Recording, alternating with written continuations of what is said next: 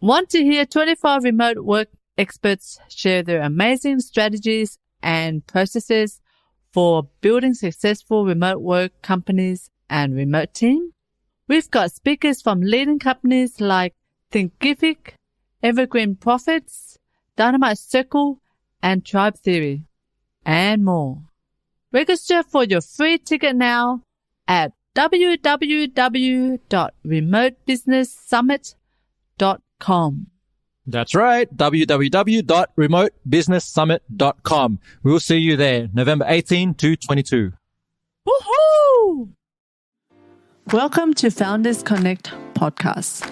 We help lifestyle entrepreneurs to grow their business online and create a happier marriage.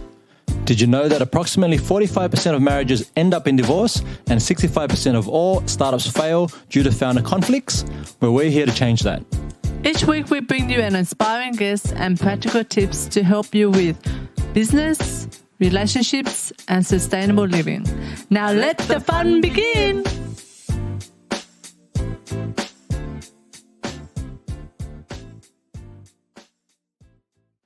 Hi, I'm Cindy Pham. And I'm Anthony Chansamuth. And we're from Founders Connect. Today I've got with me Vikram Bharati, who is the founder and CEO of Tribe Theory, a global chain of business hostels targeted for young startups and entrepreneurs. They aim to provide affordable yet soulful, I love that, hostel accommodation in the heart of every major city in the world. It is a space to explore and engage with like-minded people who are on the same entrepreneurial journey. And there are currently locations in Singapore, Bangalore, Estonia, Yangon, and Bali, which my wife and I were actually staying at last week, which was really epic. And Tribe Theory plans on expanding to 10 countries by 2019. Well, we're going to 2020, so you have to give us an update. But and then 50 countries by 2028. So Vikram and his team exist to connect, inspire, and empower the world's entrepreneurs. And I just love the movement. I love what you're doing. How did you get into this? What was the sort of impetus for you to sort of create what is now known as Tribe Theory, Vikram? Yeah. Hey, thanks for having me on. Great to finally chat with you. And I'm glad you had a good time at Tribe Theory Bali. Please come back again. And we'll actually be expanding in Bali. So hopefully next time we'll have more things going on. But so just jumping into your question, the idea of Tribe Theory came about through me being very, very lost. When I say being lost, I don't mean in a sort of a negative way, but being lost in the sense of I reached a point in my career when I was working. I spent close to a decade working at JP Morgan in California, and that was sort of my career was in banking. And I got to a point where I had a great life, but I was not very fulfilled. And I wanted to go and see the world and see if I could, find something else that would excite me. And so I sort of went on this 2-year journey of backpacking around the world, just being a nomad, and traveled all through South America, hopped on over to Europe. And it was actually supposed to be a 6-month sort of sabbatical. Ended up being 2 years of me essentially just nomading around the world. I was sort of living off my savings and doing some projects remotely, but I wanted to keep my costs super low. So I was staying in hostels everywhere I went because it had these, hostels are great for meeting people. So the sociability, affordability, fun factor. And I absolutely loved it. I loved the 2 years of sort of being lost and trying to find something that excites me. And ended up moving to Singapore and sort of entering into the venture capital world. I was running one of the smaller funds here in Singapore and traveling around investing in early stage startups. And, the idea sort of came about when the two and two together, which is I was sort of engaging with a lot of startups and a lot of young entrepreneurs who were trying to find a business model, trying to find something to do. And then it turns out that most of them were sort of, on a budget. And so I sort of thought, wow, what if we were able to build sort of a chain of hostels that would essentially be a place for all of these people to gather and build their businesses. that's sort of when the idea came about. And we, quickly put together a very small proof of concept in Singapore.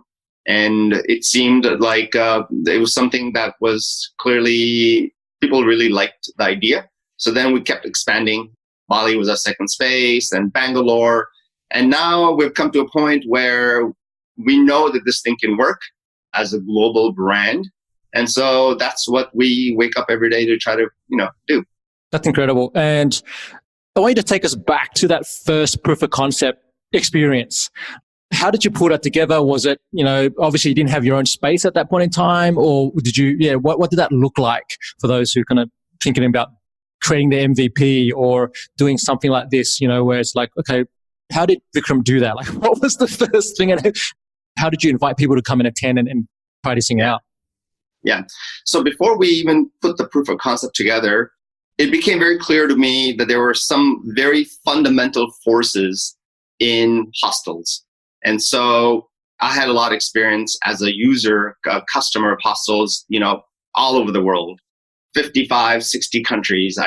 I'd worked in hostels. I used to do housekeeping to get free beds. I used to do bartending. I did every job possible in a hostel. And that's how I sort of traveled around the world and paid for 2 years of nomading. And so I noticed that there were three very, very powerful forces in a hostel. One was that it's a great aggregator of people from every corner of the world. So, you have a small hostel in Lima, or you have a small hostel in Sydney, or you have a small hostel any corner of the world, and you go there and there's just people from all around the world are there aggregated, and they're all trying, they're all travelers, they're all backpackers. So that force of a small space being an aggregator of people from all around the world is a very strong force. And so that was something that I noticed right away. The second thing was it's a great distribution point. If you have all these people in one space from every corner of the world and they're all like-minded, then what a great distribution point that is. So great aggregation point, great distribution point. But the third thing that I noticed, which I think is a most powerful force, is that every single person that is sort of backpacking or traveling, nomading, they're all seeking. So they're all seekers, which is a fantastic place to be, because if you are in a small space where everyone is sort of seeking, and I was a seeker too, because I was sort of lost. I didn't know what to do with my life. I didn't know what to do next. And I was sort of just seeking for ideas, opportunities, inspiration. I noticed that most of the people that I was surrounded by were seekers. And so you take these three forces and you go, wow, these are three amazing business forces. And why can't we build a business on top of these three fundamental strong forces? Aggregation points, distribution points, and everyone is a seeker. And so what I noticed was all the hostels that I went to had these three forces, but they were all being used for travel and tourism. So it was like, hey, city walks, let's do, pub crawls, which are great fun things. I did them all, and I had an amazing time. But then the idea was, what if we could use these spaces to do something more than just travel and tourism? And so then, when I was in the venture capital space and, finding interesting people to invest in, the idea of innovation houses sort of came through my mind, because I'd go through all of these, universities where people were building startups and they would be pitching. So essentially there was all these like innovation houses. And so I looked at an innovation house and I sort of dissected what an innovation house is. Innovation house is essentially a movement of ideas, movement of talent, movement of capital, and movement of networks. So if you can put those four things in a space, that's an innovation house. And then I looked at hostels and I said, wow, there's tremendous movement of ideas, talent, people seeking. What if we repurpose a hostel and made them innovation houses, where now you're trying to get people, a certain demographic of people there who are talented, who are skilled, who want to build something. And then you put in the availability of capital, you put in an environment where it's business friendly, then you now have an innovation house. And if you can then have a chain of these around the world, then you could build a massive network of an innovation house and create a lot of businesses. Those are the forces that sort of, I looked at and said, there's something here. And so the first MVP was essentially we approached an existing backpackers hostel in a very good location in Singapore. It was close to where I was living. And I sort of walked in one day and I asked for the owner, and I asked the owner, how business was and if he wants to sell the business. And she called me the next day and said, yeah, I want to sell the business. You are listening to the Founders Connect podcast, helping lifestyle entrepreneurs to grow their business online and create a happier marriage. Now back to the show. And so we bought the business of the existing hostel. Mm-hmm. And we did a little bit of renovation and we rebranded it, and they started marketing as a hostel for startups. And we started doing a lot of events. That's how it started. It took us essentially, I would say, a month to put this MVP together, because we bought the business, we did renovation. So my wife and I, we built all the furniture, for all the renovation stuff. We built the front desk, we bought wood, we made the bookshelves, and a month later it was up and running. And so that was sort of the MVP. And then it kind of, the first 6 months, it wasn't really working. We didn't see a lot of the types of audiences that we wanted. But then after 6 months, it started sort of happening. The right people were starting to come, and it kind of just snowballed from there. Could you identify what was it that made the shift? Like, was it because it just took a time for the market to pick up on what that was, or was it something proactive that you guys were doing to actually attract people into the space? I would say in early stages, the biggest factor was marketing. Like, people had to know that this space exists and it's different than other spaces. So it was essentially, a big factor was getting the word out there. And a small hostel, the unit economics of a small hostel is not very good. Actual physical space businesses are very operationally challenging. And the smaller spaces, the unit economics get worse and worse. And this was a very, very small hostel. So we didn't want to spend a lot of money doing paid ads and crazy sort of user acquisition through digital marketing, because it just wouldn't make sense. We'll be spending so much money doing ads, and it's 30 bunk beds that cost very little to the sales points are very, very low. So what we decided to do was use existing marketing channels, which were we call them the OTAs, or online travel agencies. So Booking.com, Agoda, Expedia. I don't know in Australia what's the most popular sort of booking site. Yeah, they're pretty the same, the ones that you mentioned.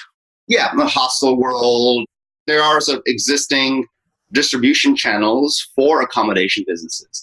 So we said, look, let's just use existing distribution channels, but let's position ourselves and differentiate ourselves.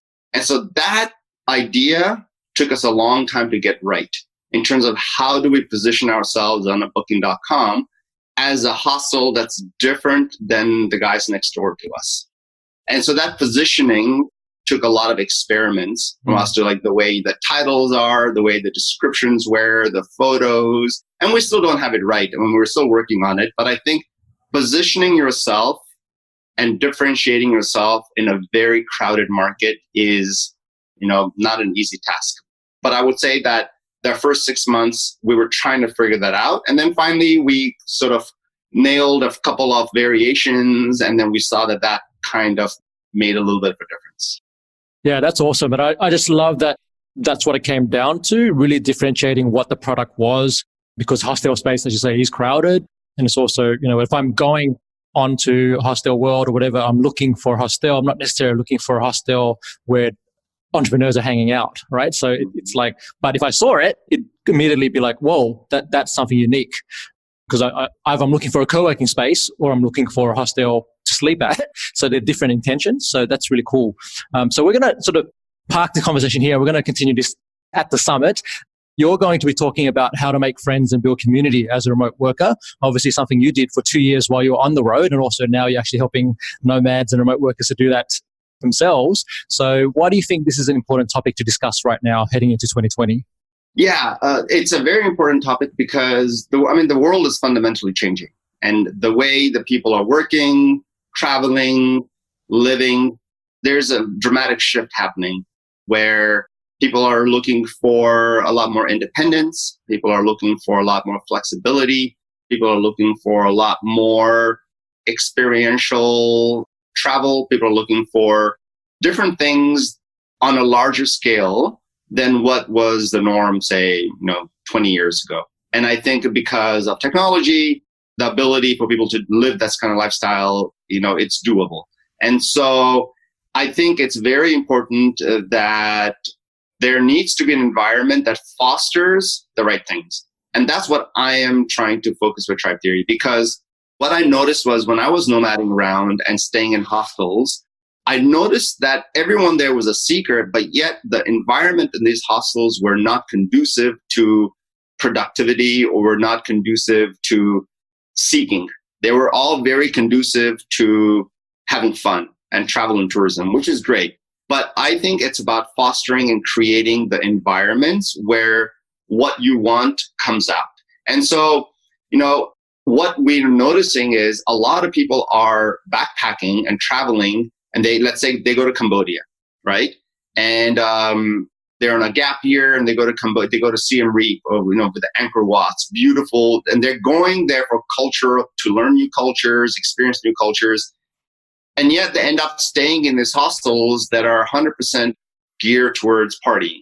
And so imagine like someone that is trying to look for cultural immersion, ends up spending most of their time essentially partying all night, being hungover all day, and not really having a cultural immersion. But that's purely a function of the environment.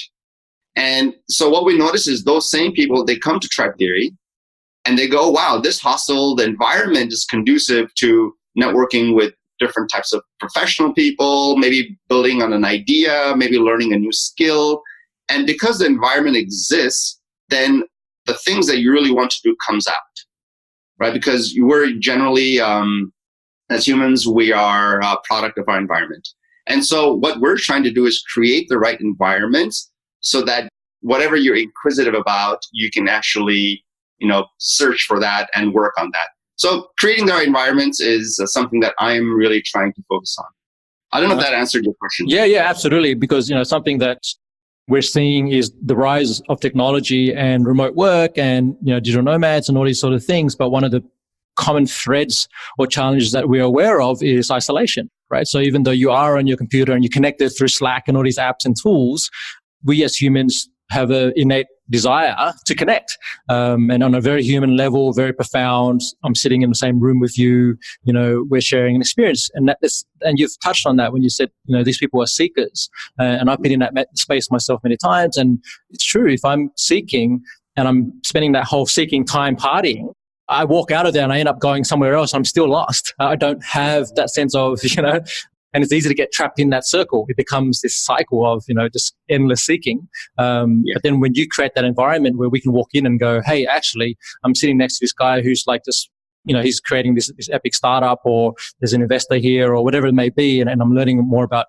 So something I experienced in Tribe Theory in Bali was just sitting to a guy who was, an investor in blockchain startups. There was another person who was very much into a social enterprise and looking at, how to get rid of plastic in the world and these sort of things, which really sparked in my mind, hey, it's really cool that I can be in a space where there are people doing interesting projects that I might want to jump in on. And some of these people might be hiring or, there's opportunities to collaborate. So that's really powerful. Okay, so now we're going to wrap up this particular interview for the podcast. You're going to be sharing a prize for one person who jumps on to the summit for your talk. Can you share with us what that prize is going to be?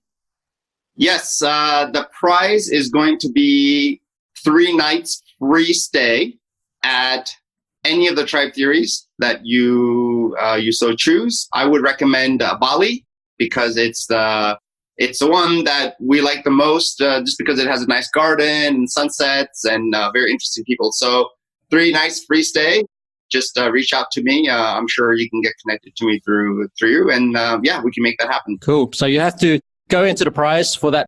To be able to win that, you got to come over to the summit and register for your free ticket. It's www.remotebusinesssummit.com. You got to jump on the talk that Vikram's going to be doing, which is how to make friends and build community as a remote worker. And that way you go into the draw. Vikram, we will see you on the summit, and I appreciate your time today for the podcast. Thanks, brother. Thank you. Thanks for tuning in. And remember to live passionately, purposefully, and confidently. Till next time, ciao.